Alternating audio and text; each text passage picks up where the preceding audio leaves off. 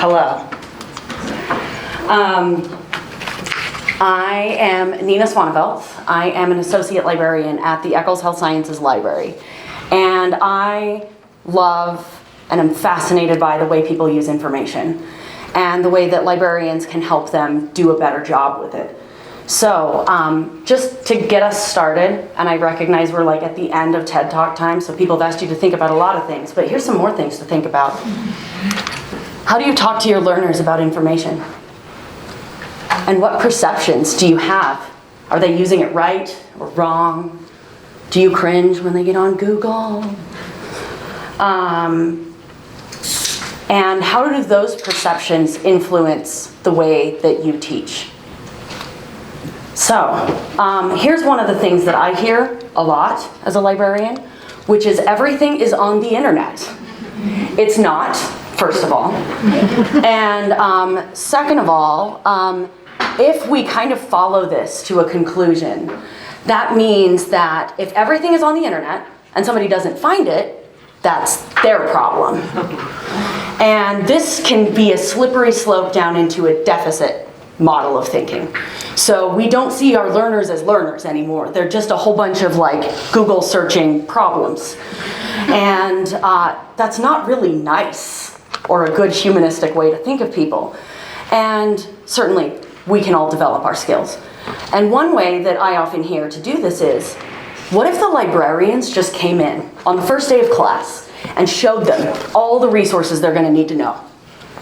And then they're going to use it. They're not. I can show them the checkboxes and the filters and the advanced search, and people do not intuitively connect.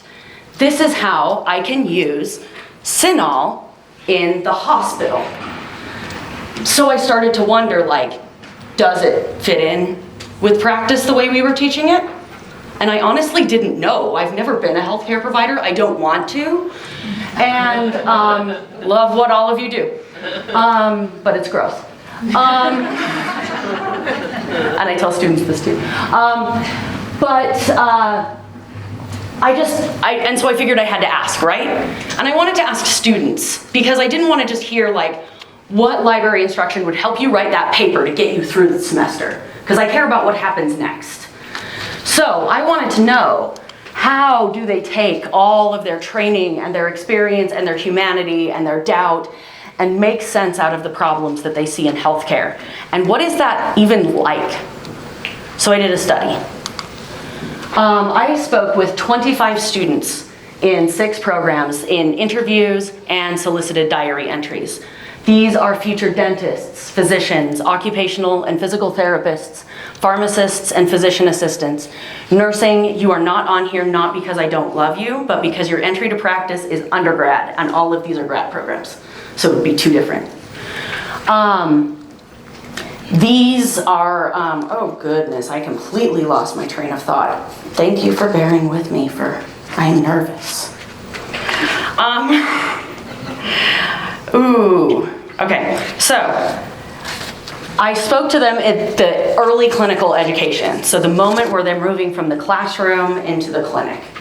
This way they got a glimpse out of what it would be like to actually use information as a provider, but before they forgot the sometimes painful ways they had to use it in didactic and before. My results are preliminary. I'm still analyzing the data. But it's already started to shift my perspective on how I speak with students, and so I'm excited to share with you. As human beings, we all like things that are going to give us a really quick, right answer. Bonus if we're familiar with it. So, unsurprisingly, they love UpToDate and LexiComp. They ask their preceptors, their attendings things. They talk with their peers. All this is great, right? No notes. Some of them started talking about YouTube, though. And I do not recommend YouTube because there's no fact checking, there's no quality checking. Google's algorithm keeps me up at night. But then I was cleaning up the interview transcripts and I noticed something. I would try to look up some of what the students were telling me about so that I could understand what they were talking about. Usually it was like drug classes or something like that.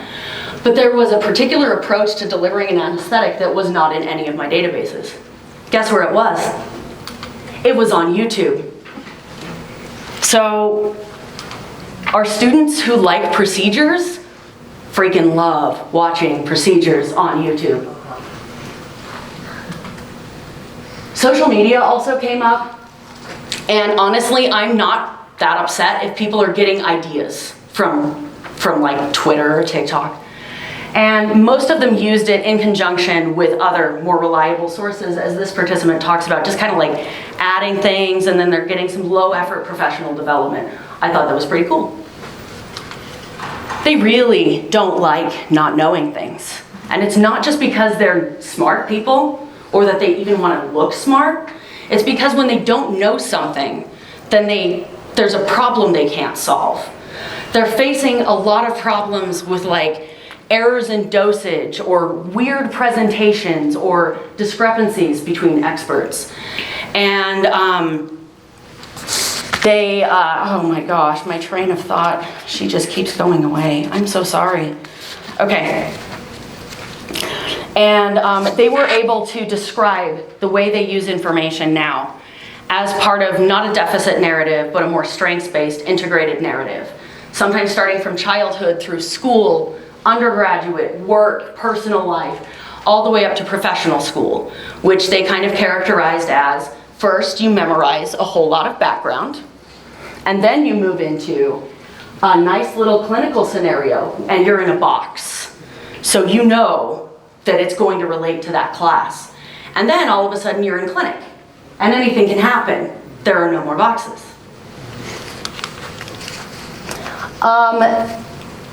Their personal lives deeply influenced this. This was a participant who told me they hated research, which I love when students tell me this. And, but then they became a parent to a child with a lot of health needs. And all of a sudden, the motivation was there. And that's why the research actually is more meaningful and it's worth looking for. In addition to all their clinical problems they told me about, they were solving problems in their personal lives, like how do I file taxes or take care of a dog? How do I work as part of a research team or teach a bunch of middle schoolers? And if you let me oversimplify for a second, doing something like learning a language or performing a piece of music, memorizing a piece of music, it's memorizing and then performing. This is very similar to like, what are the normal lab values? Again, thank you for coming with me on my oversimplification journey. So the complexity and unpredictability of problems in the clinic was overwhelming and exciting to the students. They were dealing with real people and they felt really responsible about that. They keenly felt like novices, and yet there were so many times they were actually the experts in the situation. There was a diagnosis, a rare diagnosis that a medical student caught because although you like never see it in practice, it is on the boards. So they got it. And a lot of students had time to really dig in and solve problems. This moment was a difficult moment where a student is not intellectually turning over how they experience problems, but like emotionally trying to figure out what their place in a broken system that doesn't provide access to healthcare is, and what kind of provider do they want to be.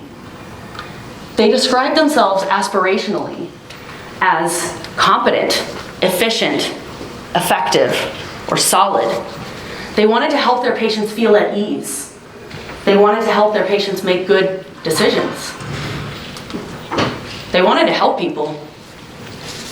So, what's in their way? What problems do they see? There is so much information. All of the time. It's too broad or too specific or it's not relevant, and sometimes it's hard for them to know what it is. They had a variety of perspectives on how helpful background information was. It was either really helpful or not. And, and they're very, very aware of their boards. And we all know that boards are not a good predictor of like a competent, caring provider. They're concerned with low quality, missing, or outright misleading information. This participant talks about information out there for patients on social media, but a lot of them expressed concern at, what if a new guideline comes out and I don't know? They really did not want that to happen. They feared being out of date, making mistakes, and ultimately causing harm. This did not surprise me. I expected like 20 out of 25 of them to tell me, if I hurt somebody, it's over for me. But even the students whose clinical scope of practice wouldn't be life or death expressed this concern. A physical therapy student wanted to use the best hamstring exercise if something exists, because their patients deserve the very best care. This is what it came down to, always. It wasn't avoiding getting sued or making a lot of money, or their ego or their status. It came down to their care for patients as people. So, how could we talk to them about information? Personally, I try to relate when I'm talking to them to what their experience will be. Searching is a skill, just like suturing. You don't get it right the first time and never have to practice again. And the strategies I talk about are just things you can use in the daily occurrence of not knowing something. The right way to use information will vary based on their context. A drug information specialist uses information very differently than an occupational therapist in elementary school, and that's fine. And I know that they're probably going to hate research until we can make it work with their motivation, so tying stuff in with patient care is valuable.